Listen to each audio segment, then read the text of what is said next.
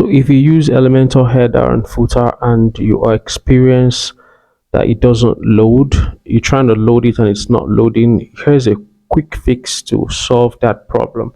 The first thing you need to do is go to, you might have tried deactivating plugins and reactivating them. If that doesn't work, sometimes that works. Sometimes all you have to do is just deactivate every Elementor related plugin and leave just this guy, leave the Elementor header and footer, and leave Elementor, and then try opening and it will load. But if that doesn't work, because I tried that first, it didn't work.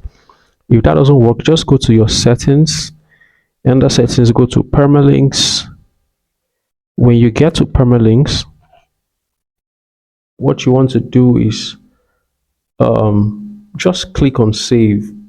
Okay, so I use post name because I think that's the best structure.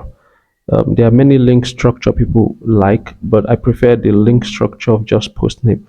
You may just want to do something different, save it and come back to what you were. This is just going to refresh your permalinks. When you're done doing this, go to appearance, go to Elementor header and footer builder.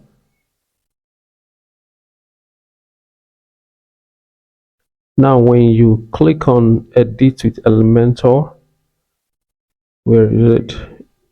It should load. Just give it a second.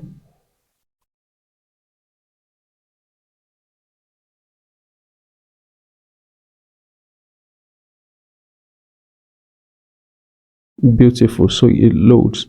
So if you have that problem and you try deactivating, it didn't work, just do like I have done and it will work. Thank you.